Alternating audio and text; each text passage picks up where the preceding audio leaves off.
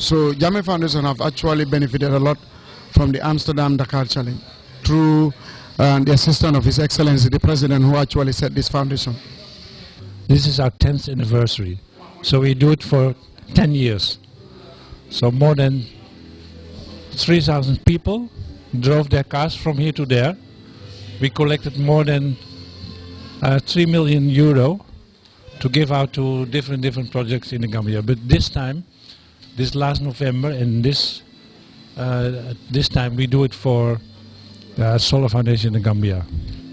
So I really want to invite everybody to come to the auction on February 23, so this coming Sunday, to bid for the cars, because the money from there is going to different solar projects in the Gambia. According to Mohamed Lamin Manga, the foundation embarks on such exercises based on requests received from women farmers. This, he went on, is based on a strong partnership between the foundation and the Amsterdam Dakar Challenge, adding that proceeds from the exercise would be plowed back to the community. The last challenge we sold about 42 cars, and that money is staying in one account.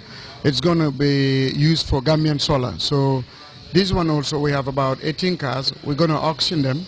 The proceeds are going to the same account. Then we'll invite foundations, or we invite schools to apply for solar. So this money is meant for solar project. It's a wonderful experience. You see many different countries, you meet different people, very friendly people often. We have had nice conversations with people in different, like I said, in different countries, different languages, different cultures. And it's always very interesting to do and to see. So, well, it's quite a thing. We experienced a lot of different countries, and we went through the Sahara Desert, and we had some very nice sleepovers in the Sahara. And on the other hand, we had some very nice hotels on the beaches. Driving was sometimes very hard in the deep sand, or a lot of potholes. And on the other hand, we had some great asphalt. And as a total, it was a really great experience to meet all different kind of peoples, different countries, and to come here in 2.5 weeks. This fleet of vehicles will be on auction at the Independence Stadium on Sunday, 23rd February at 10 a.m. and proceeds from the sale will go on to provide quality social services to local communities. Uminjai, GRTS.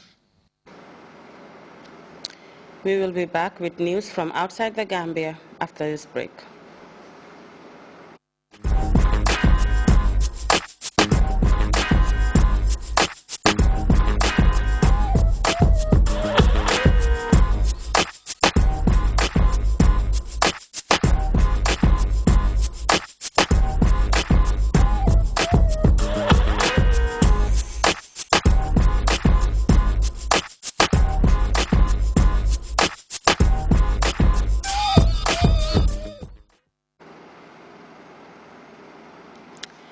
Welcome back. The security instability in the Great Lakes region often sends thousands of desperate refugees on the move in search of safe havens. Rwanda has been one of the few countries providing shelter for these refugees.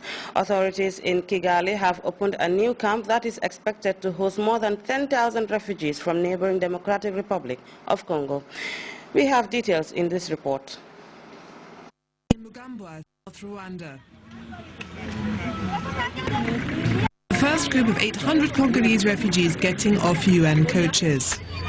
They are arriving from the northwest of the country, where 10,000 compatriots are being crowded into a transit camp not far from the Rwanda-Congo border. There was not enough room for 2,500 people for them to be able to live in good conditions. We needed to open this fifth camp, and this is the camp we just inaugurated. Fighting between the Congolese army and M23 rebels last year caused a new influx of Congolese refugees in Rwanda. These are mainly Congolese nationals of Rwandan origin. Some crossed the border a year and a half ago. They are all dreaming of the day they can return to the green hills of North Kivu.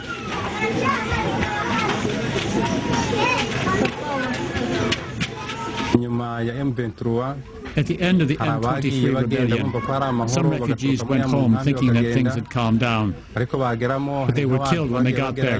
Men were mutilated, emasculated. As I speak, people are still being killed there. Women are being raped in our hills. The violence hasn't stopped.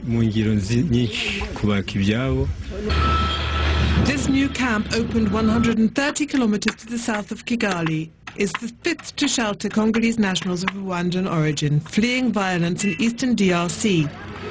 An estimated 55,000 of them are currently on the territory.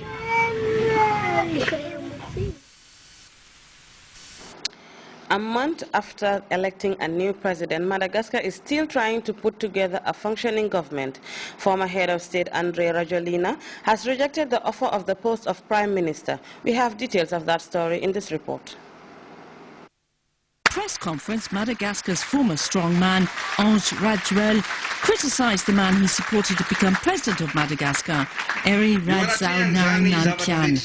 Ange Rajoel says the new president is a traitor, since he intends to include party members from his main rival, Ravalomanan's party, in the newly elected government. The people who had called for the actual president to be disqualified now say they will support him, that their program is the same. Ange Rajoel doesn't accept hypocrisy. That is why I will not accept the post of Prime Minister. Ange Rajoel's decision complicates the political situation, since his party has a majority in Parliament, and so the post of Prime Minister falls to him. But over the past weeks, it has become clear that Ange Rajoel has become a problem for the new president. The press has closely followed the falling out between the two leaders. Public opinion is divided between support for Ange Rajoel and ambitions for change. He has done good things for Madagascar. He has built hospitals, he has taken care of the poor and the poorest of the poor. No one else will do what he has done. It would be good if he became Prime Minister.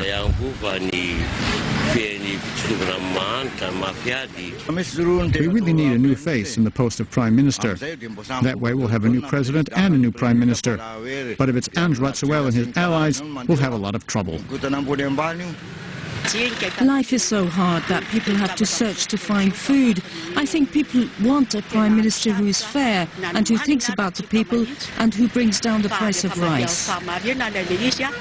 Madagascar's lasting economic crisis has meant people are putting all of their hopes in a new government, but political squabbling has returned to the forefront, and the country is still waiting for a Prime Minister. Ukraine's embattled President Viktor Yanukovych's reign as president is slowly drawing to a close after the country's parliament agreed to remove him from power. Mr. Yanukovych swiftly fled to his power base in the east of the country, and as we hear in this report, defiant protesters have moved in to surround the presidential palace in Kyiv. Parliamentary session Saturday, Ukraine had the impression that its future was unfurling, a future without President Yanukovych. Unfortunately, President Yanukovych, who did not listen to the people, withdrew from his constitutional duties. Today, he left the capital.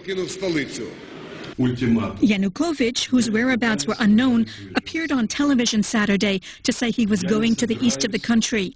He said he would not resign, called the events in Parliament a coup, and Parliament's new decisions unlawful.